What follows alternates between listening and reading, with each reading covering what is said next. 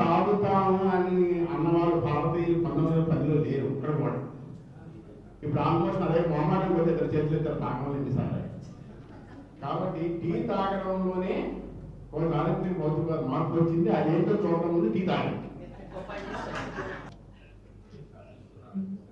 ముందుగా మొదటగా ఆయన చెప్పినట్లు ముందు చెప్పిన వర్మ తన ఆర్గనైజేషన్ తను పనిచేసాడు. వేణు నేను మొదటి నుంచి ఒక ఆర్గనైజేషన్ ఉండేవాళ్ళం. లక్ష్మణ వేరే ఆర్గనైజేషన్ తెలుసు మీకు. సో మేమందరం రామానాయుడు మేమందరం భిన్నంగా ఆలోచించిన సందర్భాల్లో మళ్ళీ ఏకమైన సందర్భం. So centre for independent researchers అనే ఒక ట్రస్ట్ లాగా పెట్టి రీసెర్చ్ని ఎంకరేజ్ చేద్దాం అన్న దాంతో చేస్తున్న విషయాలు వెరీ లిమిటెడ్ ఆర్గనైజేషన్, లిమిటెడ్ వనరులు మాది. కాబట్టి దాని క్యాప్స్ దానికి ఉన్నాయి లేవని కాదు. సో అసలు విషయానికి వస్తే మళ్ళీ టీకి వెళ్దాం మనం. మళ్ళీ రేపు ఉండదు, టీకి వెళ్దాం. సో టీ తాగుతామన్నా అందరూ రైట్, అందరూ టీ తాగుతున్నారు. టీ తాగారు, హ్యాపీ ఉన్నారా? Okay, happy. సో దేశంలోన టీ తాగడం అలవాటు చేయడానికి,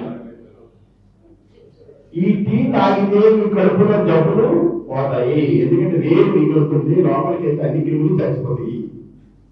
అలాగే ఈ టీ తాగితే పైసా ఇస్తాము అని షాపుల్లో బయట పెట్టి టీ అమ్మకం చేసేవాడు. టీ అమ్మకం చేస్తే ఎవరు తాగబడలేదు. అదేదో విషపదార్థం మనం తాగకూడదు. నిజానికి మా గూడ్స్ క్లాసిఫికేషన్ మరి మాట్లాడుకుంటే అది నార్కోటిక్స్ కింద క్లాసిఫై. టీ అన్నది మత్తు పదార్థం కింద క్లాసిఫై అయిన పదార్థం. ఈరోజు మనం అందరూ హ్యాపీగా తాగుతున్నాం, అవును కాదు? సో ఇది గుణాత్మకమైన మార్పు, పరిణామాత్మకమైన మార్పు ఉంది. అంటే ఎక్కువ మంది తాగుతున్నారు కాబట్టి ఇది పరిణామాత్మకమే తప్ప ఇది గొప్ప గెలుచుకోవాలి అనేవాళ్ళు మన పక్కన ఉన్నారు. ఓకే, సో గుణాత్మక మార్పు కావాలంటే విద్యాసాగర్ తాగలేదు కదా, ఇక్కడ 100 మంది ఉన్నారు. విద్యాసాగర్ తాగలేదు కదా, అదే ఇండికేషన్ గుణాత్మక రాలేదని.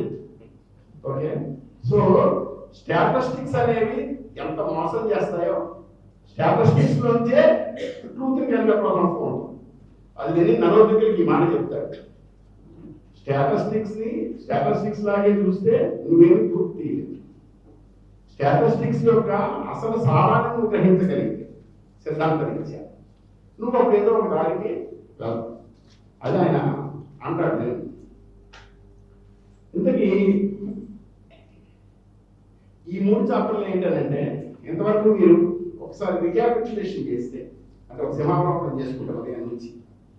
మొట్టమొదటి చాప్టర్ నరోద్ ప్రిఫేస్, అక్కడ ఎందుకు రాయవలసి వచ్చింది ఆ పుస్తకాలు, ఈ పుస్తకం. అలాగే మొదటి పేజీలో మొదటి అధ్యాయంలో నరోద్దికులకి రాజీ ఉన్న భేదాలేంటి, ఏం చెప్పారు వాళ్ళు, మేమనుకుంటున్న వాస్తవాలేంటి, మీరు అనుకుంటున్న ఐదేంటి, మేము అనుకుంటున్న ఐదేంటి. చెప్పిన విషయం అంటే వాళ్ళు అదే అంకెలు చెప్తారు, మనం అదే అంకెలు చెప్తాం. రైట్, అంకెలు అంటే అంకెలు వాళ్ళు మార్చడం, మనం మార్చం. కానీ అంకెల నుంచి ఏమి సేకరిస్తాము అనేది ముఖ్యమైన విషయం. అది విశ్లేషణ. ఉదాహరణకు ఒక విషయం చెప్తాను. ఇప్పుడు ఇందులో సీనియర్ మోస్ట్ కమ్యూనిస్ట్ ఎవరు? మీలో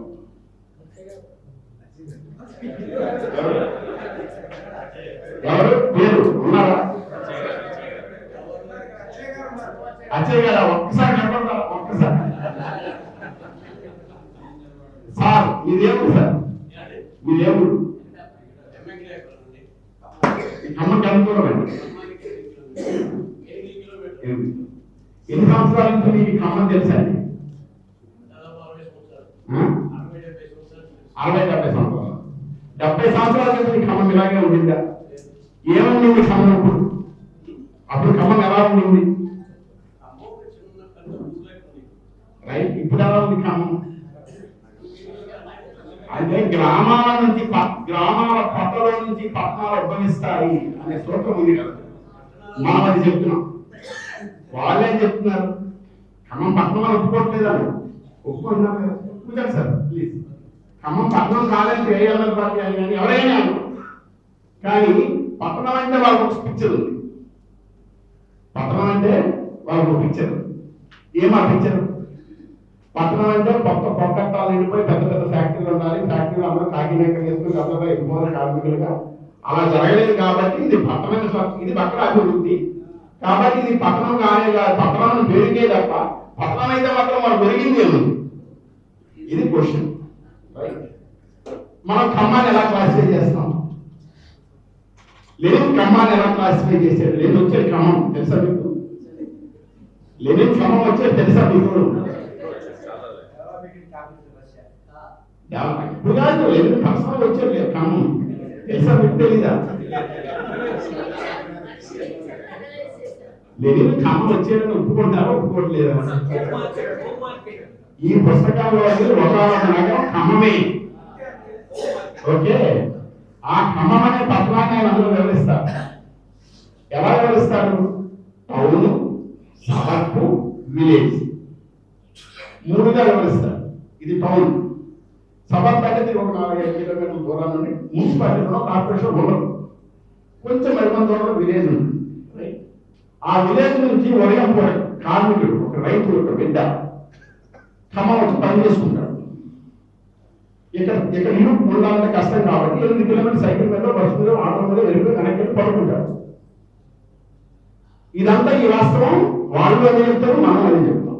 దీని నుంచి ఏం కంట్రోల్ చేస్తాం మనం? ఖమ్మంకి 8 కిలోమీటర్ల దూరం నుంచి ఒక నుంచి పగల పని చేసుకుని రాత్రి వాయిదా దేవుడా అంటే వెనక్కి వెళ్ళిపోయి పడుతుంటాడు వాళ్ళ ఊళ్ళో, వాళ్ళ గ్రామాల్లో. మార్క్స్ కొటేషన్ ఏముంది? కార్మికుడు తన ఉన్న ఉనికి నుంచి, వేల నుంచి తరిమివేయబడతాడు, ఫ్రీ లేబర్ అవుతాడు అన్నాడు. ఇక్కడ మనం నవోదిక్కులేమో లేకపోతే ఏమంటారు? వాడు ఎక్కడున్నాడు? ఊళ్ళో. అర్థమవుతుందా మీకు? మీకు అర్థమైందా? వాడు ఊళ్ళో, వాడు ఊరు నుంచి చెప్పుకోలేదు. మా మాస్టర్ ఏం చెప్పాడు? ఊరు నుంచి చెప్పుకోవాలన్నాడా? చెప్పుకోలేదు. చెప్పుకోలేకపోవడం కారణం ఏంటి? ఇది సరైన పారిశ్రామిక అభివృద్ధి కాదు. కాబట్టి ఇది వక్ర పారిశ్రామిక అభివృద్ధి. కాబట్టి ఇది లండన్ కార్మికుడు. మీరు అక్కడికి నిన్న తిరిగి ఉన్న కవిత్వం మీకు చెప్తారు. కానీ మనమే ఏం చెప్పాడు? మనం మార్క్స్ ఏం చెప్పాడు? అతని జీవనాధారం ఎక్కడ అంటే నువ్వు ఒక ఎకనామిక్ పర్స్పెక్టివ్ నుంచి కాకుండా ఒక మునిగా ఒక గ్రామంలో రాత్రిపూట పోయి పడుకున్నాడు కాబట్టి వాడు పడుకోవడం తప్ప ఇంకేది కూలేదు ఆ ఊళ్ళో. రైట్? అందువల్ల అది అయితే ఆ మనిషి ఎక్కడ కనబడతాడు? ఐక్యంలో స్టాటిస్టిక్స్ ఎక్కడ కనబడతాడు ఆ మనిషి? గ్రామంలో వ్యవసాయ కార్మికులు పక్కన కనిపిస్తారు. రైట్? సో వ్యవసాయ కార్మికుల సంఖ్య పెరిగింది కానీ పట్టణాల్లో ఉపాధి తోడలేదని ఎస్టాబ్లిష్ చేయొచ్చు ఎప్పుడు నుంచి అంకెల్లో వచ్చి. రైట్? కాబట్టి అంకే వాస్తవము కలిపి మనం చూసినాం. అతని జీవితం ఎక్కడుంది? దేంతో ముడిపడింది? అర్థంతో ముడిపడింది. రైట్? అది మార్క్స్. అది ఏంటన్నమాట, ఒక మనిషి యొక్క జీవనం దేనితో లింక్ అయి ఉంది. అయితే ఎందుకు అలా చేస్తున్నారు? వాడు అందరూ తీసుకొని అక్కడ పెట్టవచ్చు కదా. దాని మీద చాలా విస్తృతంగా కోర్స్కి లెనిన్ ప్లెగ్నోలు రాస్తారు. అన్ని మార్క్సే రాయాలని లేదు. రైట్? ఏం రాశారు వాడు? ఒక మనిషి, ఒక పెట్టుబడిదారుడు ఎక్కడైనా ఆ మనిషిని తీసుకొచ్చి చేస్తే వాడికి ఒక ఇల్లు కావాలి. వేతనం ఎలా డిసైడ్ అవుతుంది? ఒక మనిషి తను జీవించడానికి, కనీసం అది జీవించడానికి, తను రిప్రొడ్యూస్ చేయడానికి తగిన వేతనం అంత కనీస వేతనం నిర్ధారణ అవుతుంది అంటారు మార్క్స్. వాడు ఇక్కడ రావాలంటే వాడి ఇంటి మనం కట్టాలి, పెట్టుబడిదారుడు కట్టాలి. ఆ జీతం వాడికి ఇవ్వక్కర్లేక ఉండాలంటే ఏం చేయొచ్చు? వాడిని గ్రామంలో నుంచి తీసుకురావచ్చు. రైట్? ఆ రకంగా పెట్టుబడిదారులకు అవకాశం ఉన్నప్పుడు వాడికి సరదా తీసుకొచ్చి కోట్లు ఇచ్చి డబ్బులు కట్టి చేస్తాడు. అక్కడ సరదా అండి. కాబట్టి ఇప్పుడు రెడ్యూస్ ది బడ్జెట్ అంటే బడ్జెట్ తగ్గించుకోవడానికి, పెట్టుబడిదారుడు తన బడ్జెట్ తగ్గించుకోవడానికి అర్బన్ సెంటర్ల చుట్టూ సబర్బ్స్, రూరల్ నుంచి వర్క్ ఫోర్స్ బయటకు లాగడం అనే ఒక పద్ధతి, ఒక కళగా అభ్యాసం చేసింది పెట్టుబడిదారు వర్గము. ఇది చాలా ముఖ్యమైన విషయం. దీన్ని చాలా సీరియస్ గా డిస్కస్ చేస్తాయి ఈ 3 పుస్తకాలు. అంటే అర్థశాస్త్రంలో అనేక టర్మ్స్ ఉండేవి. జాతీయ ఆదాయం అంటాం, అంటే ఏంటి జాతీయ ఆదాయం అంటే? మానవాళి కూడా మీరు ఏం అనద్దు, అందరినీ చెప్తాను, మనం ఎక్కువ చెప్తాను, మనం కొంచెం తక్కువ చెప్తాను అంతే. ఫీల్ మైండ్ కూడా ఇంట్లో భాగం. ఎందుకు అని నిన్నటి వరకు మీరు బాగా చెప్తున్నట్టు మేము కూడా నిన్న వరకు ఉరివాళ్ళని ఈరోజు ఇద్దరు పుస్తకం చదివాం కాబట్టి ముందుకు వచ్చి మాట్లాడగలుగుతున్నాను. మేము ఏదో ఆకాశంలో చూడబడలేదు, మరో గురించి చెప్పినట్టు మమ్మల్ని కూడా కండిషన్స్ తయారు చేసి రైట్, మిమ్మల్ని కూడా కండిషన్స్ తయారు చేసి రైట్ కాదు. మీరు కండిషన్స్ తయారు చేయబట్టి ఇక్కడ ఉన్నారు. దాని మరో దగ్గర ఉంటే వాళ్ళు ఎంతవరకు 30 ఏళ్ళు 40 ఏళ్ళు క్రితం చేశారు కదా, మీరు మట్టి కదా, మీరు కూడా తిక్కారేమో. నేను తగ్గలేదు కదా, దేనిలో వెనకేం లేదు కదా. మాకు పెద్ద ఫోన్ చేశాడు కదా, మాకు అనేక అనుభవాలు వచ్చాయి, గుణపాఠాలు వచ్చాయి. కాబట్టి అందువల్ల సో అనుభవాల నుంచి గుణపాఠాల నుంచి కొంత వైడర్ పర్స్పెక్టివ్కి మనం వచ్చాం రైట్. సో అందుకు ఏం చేయాలి, నిర్వచనాలు తెలుసుకోవాలి. ఎదుటివాడు మనకు యుద్ధం చేయడానికి వచ్చినప్పుడు మనం పెద్ద అనకూడదు, అర్థశాస్త్రంలో నిర్వచనాలు తెలుసుకోవాలి. మన జాతీయ ఆదాయం తగినట్టుగా పెరగలేదు కాబట్టి అర్థం చూడాలి అన్నాను అనుకున్నాను. మీరేమన్నారు? లేదు జాతీయ ఆదాయం పెరిగింది, అప్పుడు అంతకు కేవలం వేసాను చెప్తే అలా అంతా అక్కడ పెరిగినట్టు పెరగలేదయ్యా, అమెరికా పెరిగినట్టు పెరగలేదయ్యా, కాబట్టి అనుకోలేయ్యా అన్న. అప్పుడు మీరేమంటారు? వాడు పెరిగింది పెరగలేదు, మీరు పెరిగిందండి. ఇది ఎప్పటికీ తెగదు, ఇది తెగదండి. మనం వేరే చూసుకున్నాం, అక్కడ ఆడైపోతే మానేది. కాబట్టి జాతీయ ఆదాయం అంటే ఏంటి అసలు? జాతీయ ఆదాయం మన జాతీయ ఆదాయమా? ఎవరి ఆదాయం అది? ఎవరి ఆదాయం? అసలు ఆ పదాలే వద్దు. ఉత్పత్తి సాధనాలు ఉన్న వాడి దగ్గరికి ఆదాయం తెస్తుంది. మనకు వచ్చేది ఏంటి? కూలి రైట్. కూలి వాడి లెక్కలో కూలి ఖర్చు మీకు అర్థమైందా? ఏదైతే ఆదాయమో వాడికి దాన్నే ఖర్చుగా చూపిస్తారు రైట్. ఏ కూలి మనకి ఇవ్వాల్సిన 100 రూపాయలు ఇవ్వాల్సిన కూలిలో 50 రూపాయలు ఎగ్గొట్టుకొని 50 రూపాయలు మనకి ఇస్తారు. కానీ వాళ్ళ లెక్కలో ఏది రాస్తారు? మనకి ఇచ్చిన 50 రూపాయలు ఖర్చు కింద రాస్తారు. వాడికి ఇచ్చిన 50 రూపాయలు, వాడు ఉంచుకున్న 50 రూపాయలు మాత్రమే ఈ లెక్కలు ఎప్పుడైతే చెప్తాయి రైట్. సో జాతీయ ఆదాయం అనే కాన్సెప్టే ఒకటి వచ్చాము మనం. తలసరి ఆదాయం పెరగలేదు, అర్థశాస్త్రం పెద్ద అర్థశాస్త్రం మాట్లాడేది, అక్కడ కూడా మాట్లాడేది. తలసరి ఆదాయం అంటే మనకు అందరికీ తెలిసిన కథ ఉంది. రాజధానికి 4 కలిపి 100 ఎకరాల భూమి అని వాడు చెప్తాడు. నీ భూమి ఎంత అంటే చాలా చూసుకున్నాయి, ఎందుకు నీ భూమి అని చెప్పి రాజుగారి 2 ఎకరాలు అంటాడు. వీరిదంతా ఎకరా. నా వాళ్ళ అర్థశాస్త్రం పోతుంది. తలసరి ఆ ఎకరాలు ఎన్ని ఉన్నాయని రాస్తాం మేము, ఏం రాస్తాం? తలసరి ఎకరాలు ఈ ఊర్లో ఎంత రాస్తాం? 55.5 ఎకరాలు రాస్తాం, లేదా 55.5 ఎకరాలు రాస్తాం. అదే ఈ ఎకరాలకి చెప్పైన విషయం. ఈ లెక్కల పూర్వకత్వాన్ని తెలియజేయడమే మార్క్సిజం. చిత్రమైన విషయం ఏంటంటే మార్క్సిజాన్ని నమ్ముతున్నామని చెప్పిన వాడు, ఆచరిస్తా అనుకుంటున్నవాడు భూగోళ శాస్త్రవేత్తలు ఇచ్చే అర్థశాస్త్రానికి యథాతథంగా పెట్టి మనం వాడిస్తున్నాం. మనం కూడా ఏం చేస్తాం? ఆ అంకెల్లోనే మనం పెరుగుదల కాబట్టి మేము అది రాదురా అని చెప్తున్నాం. ఓకే, దీనికి కూడా ఏం చేస్తాం? శాంతి చెప్పారు, గుడ్డివాడ రాజ్యంలో 2 కన్ను వాడే రాదు అని. అర్థమైందా సాయంత్రం? గుడ్డివాడ రాజ్యంలో 2 కన్ను వాడే రాదు రైటా. కాబట్టి అందువల్ల 2 కన్ను వాళ్ళ మధ్య ఎవరు రాగలుగుతాడు? కొన్ని గట్టి కొడుతున్న వాడు రాగలుగుతాడు. కాబట్టి గొంతుల సభకు మనకు ఎవరికి గొంతు లేదు. కాబట్టి అందువల్ల 2 కన్ను వాడు గొంతున్నవాడు. కాబట్టి వాళ్ళ పక్కన కాదు, మన సబ్జెక్ట్ నేర్చుకున్నాం చాలా గట్టిగా రైట్. సో మార్క్స్ చెప్పిన దాని ప్రకారం కూడా ప్రతి అర్థశాస్త్రంలో మనదైన నిర్వచనం మాట్లాడుతుంది. మనమేం నిర్వచనం ఇస్తున్నాం అర్థశాస్త్రంలో, దాని ఎలాగా వర్కౌట్ అవుతుంది ఫీల్డ్లో.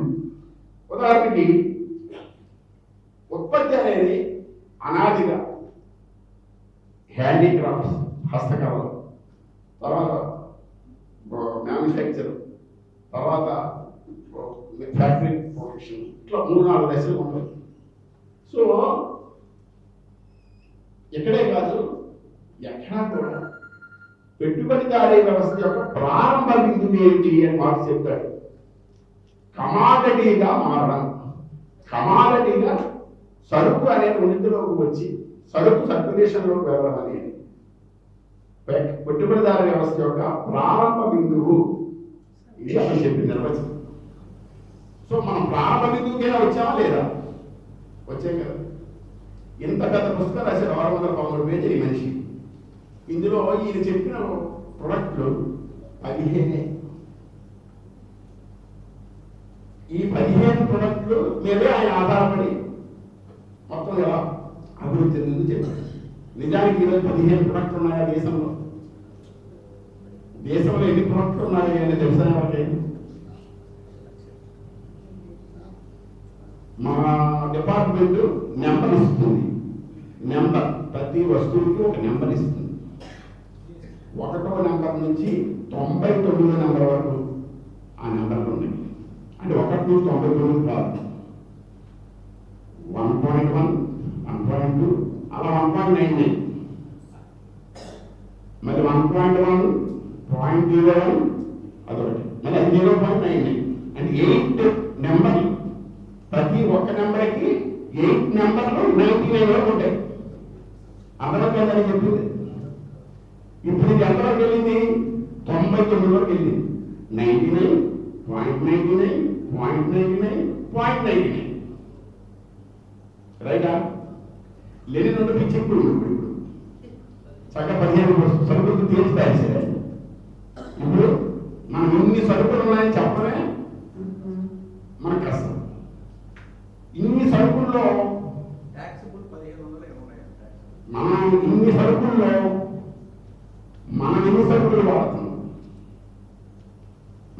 మనలో అంటే తినేసే. ఇందాక మనం ఉదయం చెప్పాం 2 విషయాలు, self consumption and productive consumption.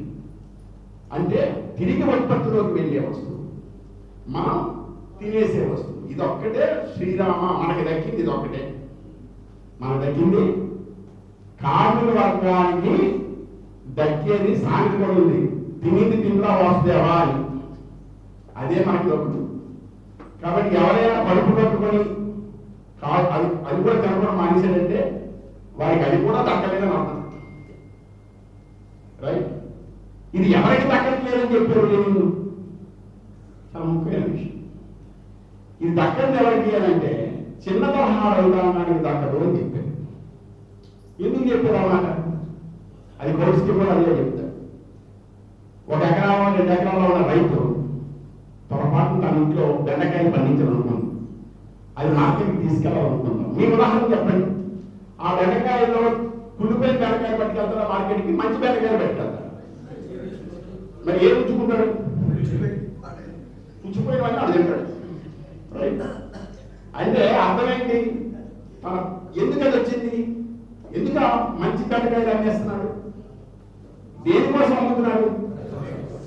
దాన్ని బట్టి మార్క్స్ ఏం చెప్తారు? ఉదయం చెప్పి జెలెన్స్కీకి రాసిన ఉత్తరంలో ఏం చెప్తాడు?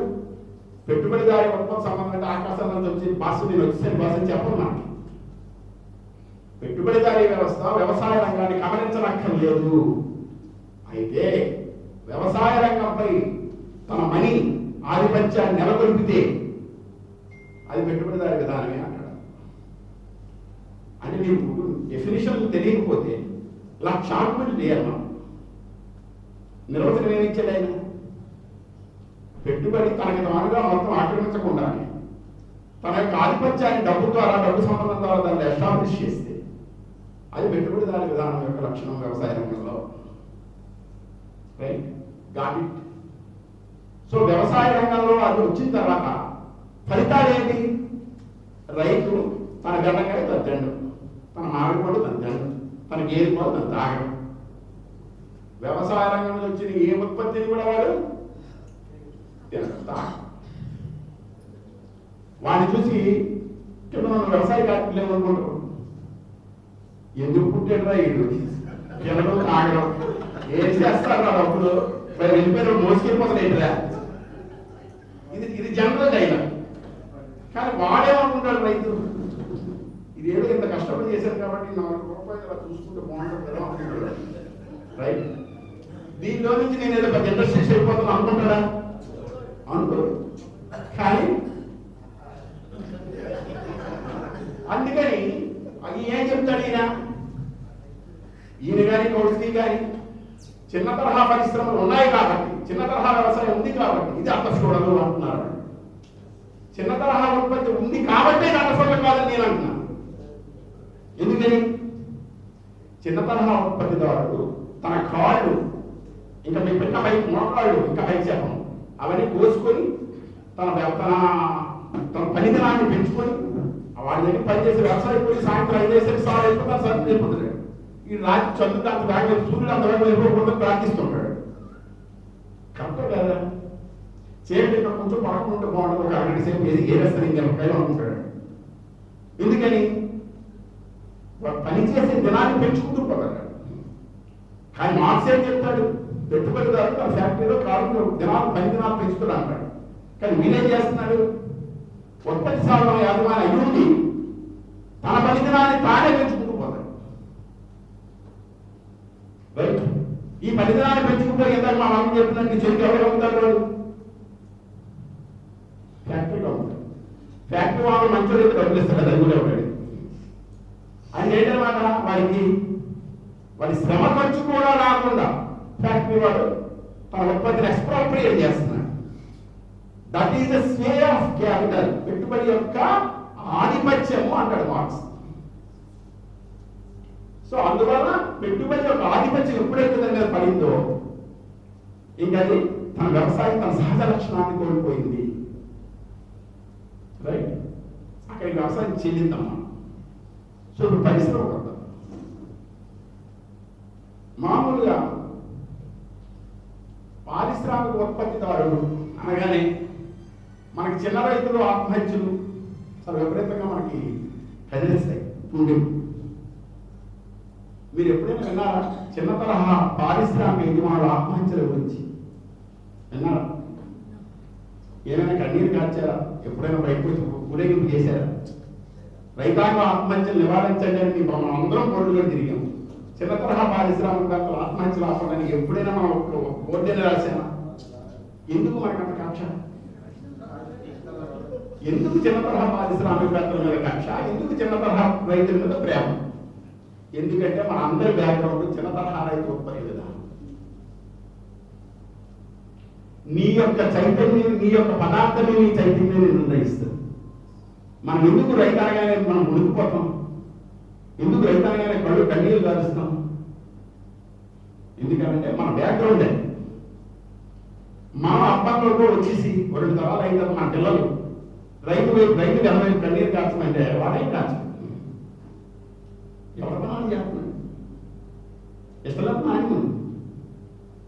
టాటావాడితే పని చేస్తున్నాను, నాకు ఇష్టం లేదు మాన్యం మొదటికి వెళ్ళిపోతాను. మాన్యం ఇష్టం లేదు వ్యవసాయం మాన్యం. అంత తెలివిగా అనగాలి మనం అనగలం. మళ్ళీ ఎక్కడికి వచ్చాం మనం? మళ్ళీ నీ చైతన్యాన్ని, నీ పదార్థాన్ని, నీ చైతన్యాన్ని నిర్ణయిస్తుంది. నీ ఉనికి నీ చైతన్యాన్ని నిర్ణయిస్తుంది. కాబట్టి నీ ఉనికి నీ పోరాట రూపాన్ని నిర్ణయిస్తుంది.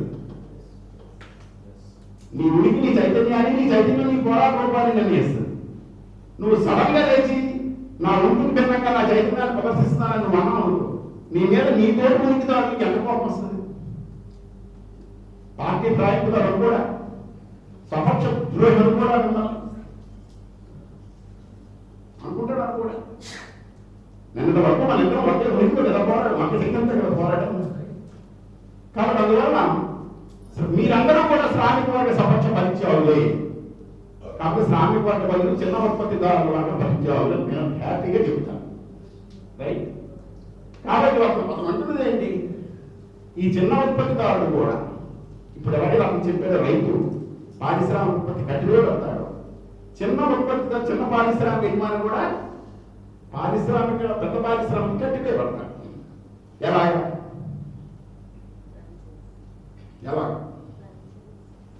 ఎలాగంటే జాబ్ వర్క్. అందరికీ మనం తెలుసు కదా జాబ్ వర్క్. ఉదాహరణకి ఒక పెద్ద పరిశ్రమలో చీర వేయాలంటే ఆ చీర వీవింగ్ ఒకరికి, దారం ఒకరికి, రంగేయడం ఒకరికి ఇస్తారు. అలాగే అన్ని పనులు వెఫ్టింగ్, వార్పింగ్, ఇంగ్లీష్ పదాలు ఇవన్నీ చేయిస్తారు వాడి చేత. అలాంటి వాళ్ళు 10 మందిని పట్టుకుంటారు. నువ్వు చేయరా. ఫైనల్గా దాన్ని అంతటి తీసుకెళ్ళి రిలయన్స్ అని కొట్టారు దాన్ని. అయిపోయిందా? సో ఇది ప్రొడ్యూస్డ్ బై రియల్ ప్రొడ్యూసర్స్. నిజమైన ప్రొడ్యూసర్లు సడన్ గా రిలయన్స్ కోపం వచ్చింది, నేను కొనరా అంటాడు. నష్టపరిహారం ఏదైతే ఇచ్చేస్తాను నాకు పన్ను నేను చూడగా లేదు. ఎక్కువ తీసిన వాళ్ళు అడిగావు కాబట్టి మా ఫుడ్ ఫ్యాక్టరీ, షుగర్ ఫ్యాక్టరీ అయినా బిల్లు అకౌంట్స్ ఎవరు అడిగారు అనగా. అందువల్ల ఈయనేం చేస్తాడు, ఇంకా ఖమ్మం రైల్వే గట్టు పక్క వచ్చి పక్కన పోరాడతారు చిన్న తరహా పరిశ్రమపై. రైట్, దీన్ని మార్క్స్ ఏమంటారు? సీరియల్ ప్రొడక్షన్ అంటారు. సీరియల్ ప్రొడక్షన్ అంటే ఒకరు చేస్తారు. డెఫినేషన్ చెప్తున్నాను. ఇక మరో రకం ఉంది, ఇది single production, sequence or serial వాటి. మరి ఒక కార్ ఉంటుంది, కార్లో ఒక్కొక్క భాగం ఒకరు తయారు చేస్తారు. ఫైనల్గా మెర్సిడెస్ బెంచ్ తయారవుతుంది. కానీ వాస్తవం ఏంటి? ఆ చక్రం మీకు ఓడికిస్తాడు, మీ స్టీరింగ్ ఓడికిస్తాడు, గేర్లు ఓడికిస్తాడు, బాక్స్ ఓడికిస్తాడు, డోర్ ఓడికిస్తాడు, కలైన్ ఓడికిస్తాడు. అంటే ఒకే కారుని పార్ట్లు అనేక రకాలుగా అక్కడ కొట్టి వాళ్ళకి కొంచెం ఇచ్చి అది తీసుకొచ్చి వీరికి కారులో ఉంటాడు. అంటే ఏంటన్నమాట, వాడి దగ్గర పని చేస్తున్న కార్మికుడు యొక్క సప్లస్ వాల్యూనే కాకుండా పెట్టుబడికి ఎవరైతే చిన్నతర పారిశ్రామికవేత్తలు ఉన్నారో వాడి కార్మికులు చేయించుకున్న దాన్ని కూడా వీడు ఎక్స్ప్రోప్రియేట్ చేస్తారు. రైట్, కానీ మనకు అందమైన ముచ్చత్రం ఏంటి? మెర్సిడెస్ బెంజ్ అనేది ఒకటే ఉంటుంది కంపెనీ, అది వేలాది కార్మికుల్ని పెట్టి కార్మికులకు ఉత్పత్తి చేస్తుంది అనుకుంటాం. ఆ చిత్రం నిజమవుతుందా? అది నిజమవుతుంది మాట చెప్పాడా? అందువల్ల జాబ్ వర్క్ అనేది క్యాపిటలిస్ట్ మోడ్ ఆఫ్ ప్రొడక్షన్, పెట్టుబడిదారు ఉత్పత్తి విధానంలో చాలా క్రియాశీలకమైన చురుకుదనం ఇచ్చే గొప్ప అందమైన సబ్జెక్ట్ జాబ్ వర్క్ అనేది. రైట్, ఇక అది ఎన్ని ఇండస్ట్రీలో ఆ రోజే అతను 10 ఇండస్ట్రీలు తీసాడు. చేరి హ్యాండీక్రాఫ్ట్, వుడ్లు, కర్ర పని, కర్ర బీరువాలు తయారు చేసే పని, అంటే వస్తువులు కూడా చెప్తున్నా. అలాగే ఊరు టోపీలు, ఉడత టోపీలు, ఉడత సామాన్లు, ఇలాగ అతి చిన్నవి. వుడ్ వర్కింగ్ అయిపోయింది కదా, మన తాళాలు, అలాగే కత్తులు, చిన్నపాటి వంట కిచెన్ కత్తులు, కిచెన్ నైఫ్లు, అన్ని నైఫ్లు, ఇలా ఒక 8-10 ఇండస్ట్రీలు లెక్కలు ఇచ్చాడు. మనం ఇప్పుడు ఏ లెక్కలు ఇస్తాం? అవే లెక్కలు ఇస్తాం. మనం కత్తి లెక్కలు అవి ఇస్తాం. మనం ఏ లెక్కలు ఇస్తాం? మనం కాల్ లెక్కలు ఇస్తాం, కంప్యూటర్ లెక్కలు ఇస్తాం, సెల్ ఫోన్ లెక్కలు ఇస్తాం. ఎన్ని లెక్కలు ఇస్తాం? ఇతనికన్నా మన మేధావి లెక్క అప్పుడు అంటే లెనిన్ కన్నా మార్క్స్ కన్నా మేధావులమా? కాదు. వాళ్ళు ఓటు వేస్తే మనం నడిచిపోతున్నాం. వాళ్ళు ఓటు తెలిసినప్పుడు బట్టలు తగిలాయి, మనం ఓటు వేసినప్పుడు మొబైల్ తగిలింది అంటే. కాబట్టి ఆ మధ్యాహ్నం వరకు నన్ను ఇంకా పొగడానికి మీరు మార్క్స్ తర్వాత మీరే రెండు అని టైప్లో అంటే అదేట్లేదంటే చూసి క్యాపీ స్టూడెంట్ నాకు అనకూడదు అని చెప్పాను. చూసి క్యాపీ రాస్తున్నాం. అదే డిగ్రీ ఇంటర్మీడియట్ సైన్స్ గ్రూప్ చదువుకున్న వాళ్ళకి తెలుసు. మాన్యువల్ ఉంటుంది, రికార్డు రాస్తాం. ప్రయోగశాలలో ఆక్సిజన్ తయారు చేయడం రికార్డు రాస్తాం. దాని అర్థం మనం ఆక్సిజన్ తయారు చేసినట్టు కాదు. రైట్, కాబట్టి మనందరూ ఆక్సిజన్ తయారు చేయడమే నేర్చుకోవాలి. అది పాయింట్. మాన్యువల్ చదివి ఆక్సిజన్ తయారు చేయలేకపోతే మనకి ప్రాక్టికల్స్ పోవాలి పరీక్ష. దాని అర్థం మనం ఆక్సిజన్ తయారు చేసినట్టు కాదు. ఇంకా పాయింట్. కాబట్టి ఇప్పుడు చెప్తున్నదంతా ఏంటి? క్యాపిటల్ పూర్తిగా క్షుణ్ణంగా చదువుకున్నాడు. ఆ తర్వాత వచ్చిన కోర్సుకి ఎగ్రేడ్ క్వశ్చన్ క్షుణ్ణంగా చదువుకున్నాడు. ఆ తర్వాత వచ్చిన బ్రహ్మ తన గురువు గారి పుస్తకం చదువుకున్నాడు. ఆ 3 పుస్తకాలు 4 పుస్తకాలు చదువుకొని తనదైన రికార్డు, తనదైన స్టాటిస్టిక్స్ తోటి తన మొత్తం రాసుకుంటూ వెళ్ళే హ్యాండిక్రాఫ్ట్ ప్రొడక్షన్. అది ఫ్యాక్టరీ పాపులేషన్ గురించి చెప్తాడు. ఫ్యాక్టరీ ప్రొడక్షన్ ఏ రంగాల్లో వచ్చింది, అది కూడా ఇవే. అందులో కూడా పెద్ద గొప్ప చెప్పుకునే పరిశ్రమలు ఈ రోజు స్థాయిలో ఏమి ఉండవు. ఉదాహరణకి మనం ఇందాక ఇప్పుడు ఇక్కడ మార్పులు చూస్తున్నామా? 30 ఏళ్ళ క్రితం మనం ఇక్కడ ఏం చూసేవాళ్ళం? మార్పుల బదులు ఏం చూసేవాళ్ళం? అంతకుముందు ఏం చూసి ఉండొచ్చు మన వాళ్ళ పూర్వీకులు? మట్టి తప్ప ఇంకేం లేదు. అప్పుడు పోష్ అనేవాడు ఏమి చేసేవాడు? విష్ణువు దేశముఖి లాంటివాడు. సున్నొక్కని కాడితే సున్నంతో చేసేవాడు. అదే అందుకే పెద్ద చూస్తున్నాను. మనం అందరం పేడ పోయేవాడు. రైటా? సో పేడ ఫ్యాక్టరీ ఏమైనా ఉందా? మనకి ఉందా? అది నేచురల్ అకాడమీయే కదా. దానికి కట్టుబడి ఉండాలి కదా. మనం ఉంటారా? మీరు అందరూ ఇంటికి వెళ్ళి చక్కగా ఇవన్నీ తీసేసి టైల్స్ తీసేసి పేదరికి ఎత్తుకున్నాడు చేస్తామా? ఎందుకు చేయండి? నేచురల్ అకాడమీ కదా. ప్రజలు చేస్తున్నారు కదా, జరగకాలం ప్రజలు చేశారు కదా నేచురల్ అకాడమీ. ఎందుకు ముందుకోవడం? మన హక్కు కదా పోవాలి. అందువల్ల మనం వెనక్కి అంటే ఎంత వెనక్కి? ముందుకంటే అంత ముందుకు తెలుస్తుంది మనకి. అక్కడికి వెళ్దాం అని. వెనక్కి ఎక్కడికి వెళ్తాం? వెనక్కి వెళ్ళాలంటే గుహల జీవితానికి ఆకులు కట్టించుకొని ప్రశాంతంగా ఉంటే మనకి వస్తుంది ఆలోచన ఏమి ఉండదు.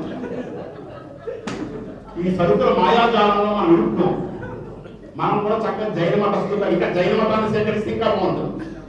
ఓకే, కాబట్టి అందువల్ల మనం ముందుకే పోవాలి. వెనక్కి ఏమీ లేదు. వెనక్కి ఎంత తగ్గినా ఏమీ లేదు. ముందుకెళ్తూ మనం ఏమంటాం? ఏసీ రూమ్లో కూర్చుంటాం, మైకుల్లో మాట్లాడతాం, కార్లో వస్తాం, ఫ్లైట్లో వస్తాం. కానీ మనం ఎవరి గురించి స్వప్నిస్తామని చెప్తాం? గ్రామీణ పేద ప్రజల నక్షత్రం గురించి మేము స్వప్నిస్తున్నాం. వెళ్ళా ముందర ఎలాంటి ఉంటాడా?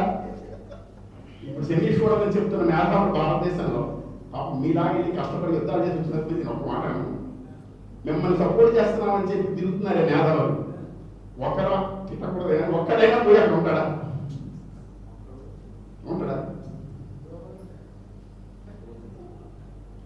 కాబట్టి వాడు ఉండడు, మిమ్మల్ని రాయడం. మీకు అర్థమవుతుంది ఆ విషయం. ఆడవడే చాలా సుదీర్ఘంగా సంభాషిస్తారు. కాబట్టి మీరు కొనసాగించండి. మీ మద్దతు ఎక్కడ ఉంటుంది అన్నమాట. నాకు అక్కడ అయిపోతుందా భగవంతుడు అంటే మీ మద్దతు నాకు ఇంకేం కావాలి, నాకు అర్థం కాదు. కాబట్టి అందువల్ల అది చిత్తశుద్ధి రాహిత్యం. నరోద్దిక్కులు చిత్తశుద్ధి రాహిత్యులు కాదు. అందుకని నరోద్దిక్కులతో అనుకోవాల్సింది. నరోద్దిక్కులు వాళ్ళు ఏమనుకున్నారు వాళ్ళు చేశారు. మీరు కూడా ఏమనుకున్నారు మీరు చేశారు. మీకు అనుకున్నామని చెప్పారు మేధావులు పలానా మేధావులు అని. వాళ్ళు మాత్రం మీరు జాగ్రత్త కంటకని పెట్టారు. రైటా?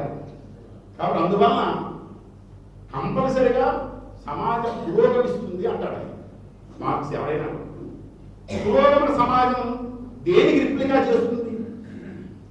దేని రిప్లికా చేస్తుంది? అది రిప్లికా అంటే ఏ తిరిగి పునఃప్రతిష్ఠిస్తుంది. చాలా ముఖ్యమైన విషయం. ముందుకు బతకమని ఎంత ముందుకు వెళ్ళమంటారు? వెళ్ళాం. మనస్సృష్టి ఏం చేస్తాం మనం?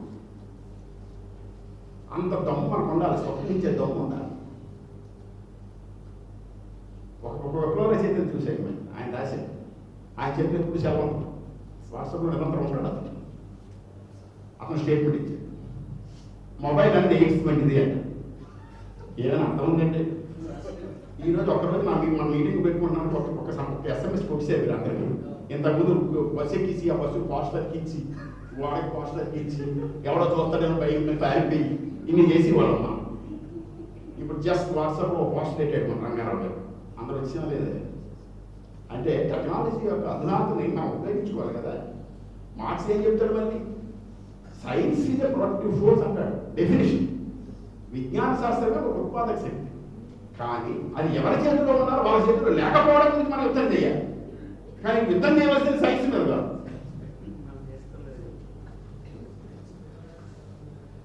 నిర్వచనం చదువుకుంటే మనం happy. Science is a productive force. Simple ఒక ముఖ్య విషయమే. కానీ ఎవరి చేతుల్లో ఉంది? నిజానికి ఇప్పుడున్న మిషనరీతో ప్రపంచవ్యాప్తంగా లెక్కేస్తే మనిషి 4 నిమిషాలు 3 నిమిషాలు పనిచేసి మిగతా టైం అంతా మందు కొట్టుకుని పడుకోవచ్చు ఇప్పుడున్న సాంకేతిక సైన్యం. కానీ ఒప్పుకుంటుందా ప్రపంచం? ఎందుకంటే నీ నుంచి లాగాలి సమగాలి సంపద పోగేసుకోవాలి కాబట్టి ఓ పక్కన నిన్ను ఉంచుతారు. ఎక్కడ మళ్ళీ నరోగ్నికులు వచ్చారు? ఏమంటారు నరోగ్నికులు? మరి ఫ్యాక్టరీ వస్తే ఉద్యోగాలు ఇస్తారన్నారు కదా. అసలు చూసావా? మీ వాళ్ళే రాశారు, ఎంత మా వాళ్ళు రాశారు కదా, పశ్చిమ దేశాల్లో కార్మిక పరిస్థితి ఎంత బలంగా ఉందో. ఆ దశ మనకు అవసరమా? ఆ పెయిన్ఫుల్ ప్రాసెస్ లేకుండా కొంచెం పక్కకి వస్తే గీసి ఖమ్మం రాకుండా ముందు పక్కకి వెళ్ళిపోయి బాగుంటుంది కదా, ట్రాఫిక్ లేకుండా వెళ్ళిపోవచ్చు అని. ఎవరండి అంటున్నాడు, ఎన్నో కోర్స్కి అయిపోతుంది అంటున్నారు వాడు. ఓకే, కానీ ఏమంటున్నాడు అతను? నరోగ్నికులు కార్మికులుగా ఎవరినైతే ఉంటారో పని చేయనివ్వకుండా పని కోసం తిరగవలసిన స్థితికి కార్మికులు తీసుకొస్తున్నారు. ఆ రకంగా కార్మికులు పట్టణాల్లో ఏమి చేస్తున్నారో, ఎంత ఘోరమైన లైఫ్ స్టైల్ ఉంది వాళ్ళకి. అదేదో గొప్ప సంస్కృతిని ఇస్తుంది, లేదు గొప్ప పదకొంత సంస్కృతి వస్తుందని చెప్తారు కదా, అలా ఇస్తుంది నిజానికి. కాబట్టి మనం నేతలోకి వెళ్ళిపోతాం. వాదన చాలా స్ట్రాంగ్గా ఉంది. అసలు క్యాపిటలిజం కార్మికుడికి గొప్ప సౌకర్యవంతమైన జీవితం ఇస్తుందని ఎవరు చెప్పారు? ఆశం చెప్పింది ఆయన. నిజానికి కార్మికుడిని దోచుకోవడానికి పెట్టుబడిదారుడికి అవసరమైంది ఏంటి? అతనికి అవసరమైంది ఏంటి? వేల మంది ప్రజలు పని కోసం తన చుట్టూ తిరగాలి. అందులో కొంతమంది తను తీసుకోగలగాలి, తీసుకోగలగాలి కదా, తీసుకోవాలి. వాళ్ళని చూపించి వీళ్ళని బెదిరించాలి. దాన్నే మార్క్స్ గొప్ప కాన్సెప్ట్ రిజర్వ్ ప్రొటేరియన్ ఆర్మీ అని పదం వాడాడు కదా. మరొక గొప్ప సూత్రీకరణ చేస్తారు. వాళ్ళు కూడా చేశారు. పట్టణాల నుంచి బెదిరించబడిపోయిన వాళ్ళని ఫ్యాక్టరీలన్నీ తీసుకుంటున్నాయా ఉద్యోగాల్లోకి? మన రష్యాలో అలా తీసుకోలేదు కదా. కాబట్టి మళ్ళీ నేషనల్ రకాలుగా మన స్ట్రైక్ విమానం ఎక్కారు. వెస్ట్లో మాత్రం తీసుకుందా అని నేను క్వశ్చన్ చేశాను. నువ్వు చెప్తే 18 దేశాల్లో మాత్రం పారిశ్రామిక అభివృద్ధి వచ్చిన అందరికీ ఉద్యోగాలు ఇచ్చిందా? ఇవ్వలేదు కదా. ఇచ్చేది మార్క్స్ రాశాడా? ఎంగెల్స్ 24 వయసులో ఏం రాశాడు? ఇంగ్లాండ్లో కార్మికుడి స్థితిగతులు పెద్ద పుస్తకం రాశాడు కదా. ఆ పరిస్థితి ఎలా ఉందో క్యాపిటల్ 2వ బ్యాలెన్స్లో మార్క్స్ రాశాడు కదా. మన తర్వాత పీరియడ్ ఎలా ఉందన్నది అక్కడ ఉంది కాబట్టి, ఇక్కడ లేదు కాబట్టి ఇదే ఆర్గ్యుమెంట్ మనది కూడా. పశ్చిమ దేశాల్లోని గ్రామీణ ప్రాంతాల నుంచి బిగిలించబడిన ప్రతి ఒక్కరూ కార్మికుడిగా మారాడు. ఎక్కడ అని చెప్పరు. ఫ్యాక్టరీలో కార్మికుడు అయిపోయాడు. ఎక్కడ అయ్యాడని మాత్రం చెప్పరు. ఈ మధ్య ఫేస్బుక్లో అదో కోపం నా మీద. నేనేమన్నా నువ్వు చెప్పిన స్టేట్మెంట్ సోర్స్ ఇయ్యి అని అడుగుతున్నాను. కోపం వచ్చేస్తుంది. మేము అంటుంటే దళారీ పడాబుగా సమాజం ఇదంటే ప్రశ్న ఇది జవాబు మనకి అంటే నువ్వు చెప్పిన మనకి సోర్స్ ఇరా అంటే కోపం, ఆదాలు ఇరా అంటే కోపం. కాబట్టి అందువల్ల ఎక్కడా కూడా పెట్టుబడిదారు వ్యవస్థ అత్యంత అమానుషంగా కార్మికులతో పనిచేయించుకుంటుంది. వర్కింగ్ కండిషన్స్ అనుకుంటే అందరికీ ఉద్యోగంలో ఇవన్నీ చాలా సాధారణ విషయాలు. అయినప్పటికీ పెట్టుబడిదారు వ్యవస్థలో ఉన్న ప్రోగ్రెసివ్ క్యారెక్టర్ ఏమంటాడు మార్క్స్ నుంచి లెనిన్ వరకు, అది మనుషుల్ని ఎక్కడెక్కడ విడివిడిగా ఉన్న వాళ్ళ సమూహాలు ఒక దగ్గరికి తీసుకొస్తుంది. Socialisation of labour.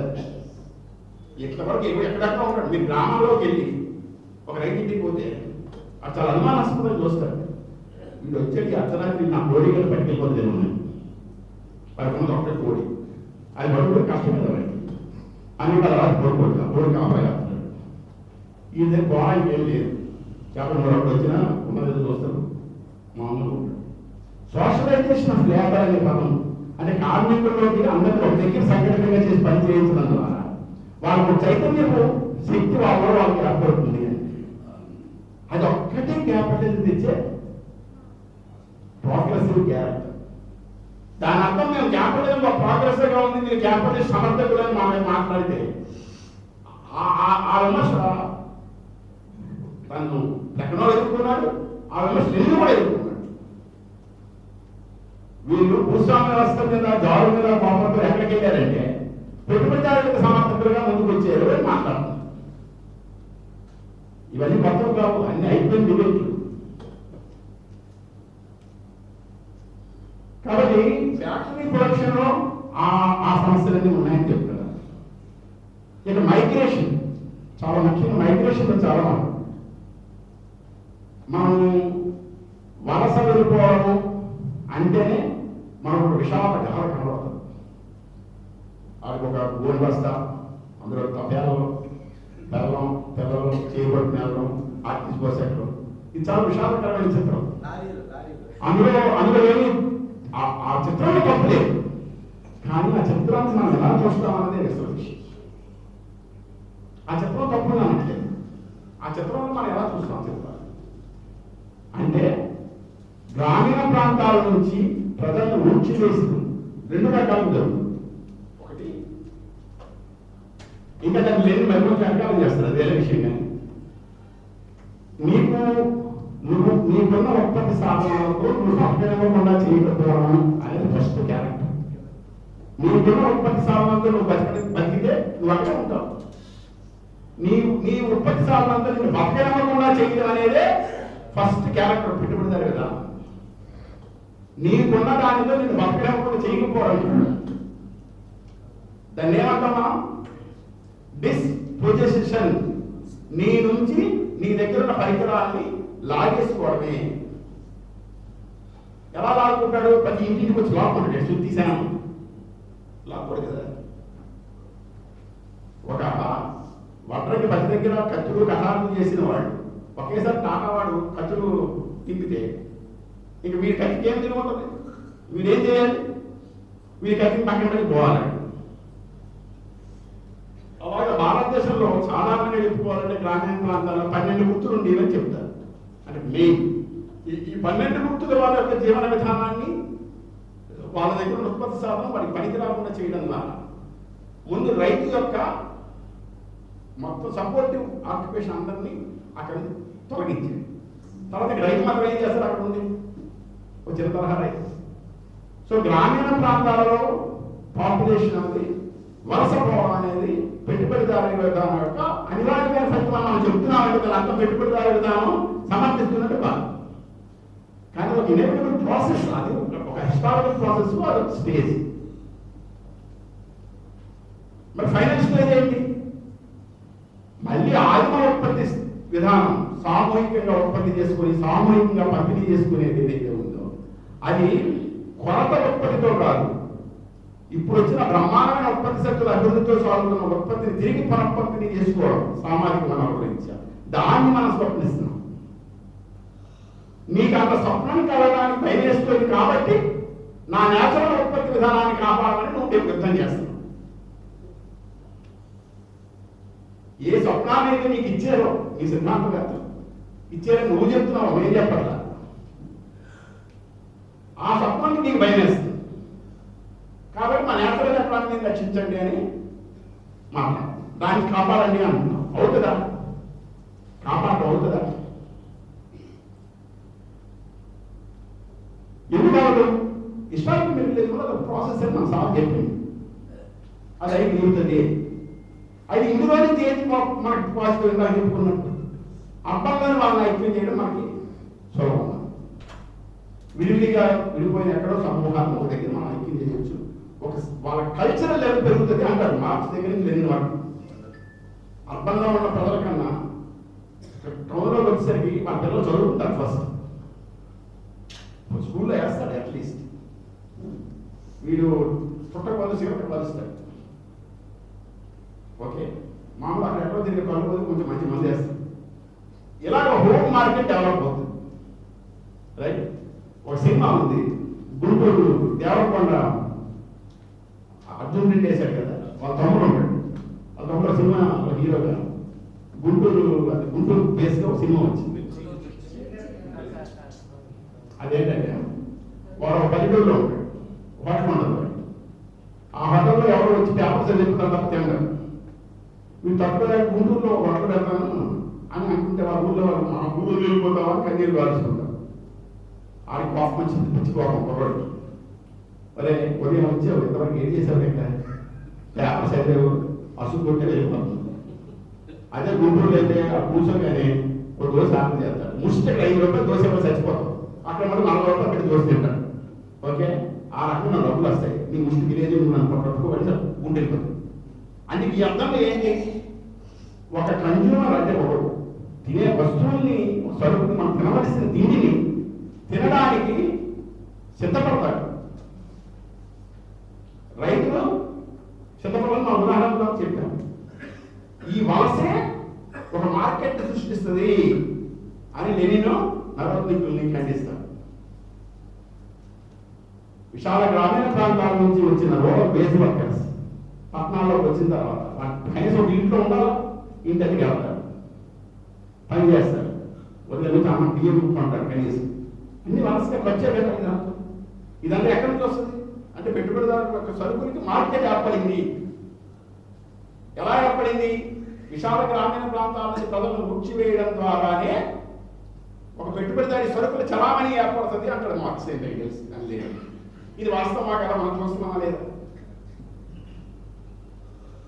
కాబట్టి హోమ్ మార్కెట్ అంటే తమ స్వదేశీ మార్కెట్, తమ దేశం లోపల అమ్ముకోగలగడం. నరోద్దికులు ఏం మాట్లాడతారంటే మన దేశ ప్రజలకు కొనుగోలు శక్తి లేదు, అందువల్ల మనకి హోమ్ మార్కెట్ డెవలప్ అవుతుంది. ఎప్పటికే అమెరికాలో, ఇంగ్లాండ్లో, ఫ్రాన్స్లో, జర్మనీలో చాలా పెద్ద పారిశ్రామిక దేశాలు. వాళ్ళు అప్పుడే ఇతర దేశాలకు అమ్ముతున్నారు. వాళ్ళతో పోటీపడి మనం ఇతర దేశాల్లో అమ్మలేము. కాబట్టి మన దేశంలో అమ్మలేడు మన పెట్టుబడిదారుడు, విదేశాల్లో వాళ్ళకి రానివ్వడం. అందువల్ల మన దేశంలో పెట్టుబడిదారు విధానం అభివృద్ధి అయ్యే అవకాశం లేదు. ఈ సూత్రీకరణ మీకు కొత్తగా ఏమైనా ఉందా? మనం అదే చెప్తున్నాం కదా. కాబట్టి హోమ్ మార్కెట్ ఎలా డెవలప్ అవుతుందని రాయడానికి ఇంత కష్టపడ్డాడు. ఇక ఎక్స్పోర్ట్ గురించి ఇంత పట్టించుకోలేదు. ఎక్స్పోర్ట్ అంటే మనం తీయాలని చేద్దాం, వేరే విషయం, ఆయన వల్ల మాట్లాడాలి. సో హోమ్ మార్కెట్ డెవలప్ అవడానికి కండిషన్ ఏంటి? గ్రామీణ ప్రాంతాలలో ఉన్న వాళ్ళ ఉత్పత్తి శాతాలను ఓడగొట్టి పట్టణాలకు తీసుకొచ్చి వాళ్ళ సరుకులకి డిమాండ్ కనిపించుకొని ఒక హోమ్ మార్కెట్ ఏర్పాటు చేయడం అనేది ఇది చేసే విధ్వంసం. మనం మామూలు అభివృద్ధి విధ్వంసం అన్నాం.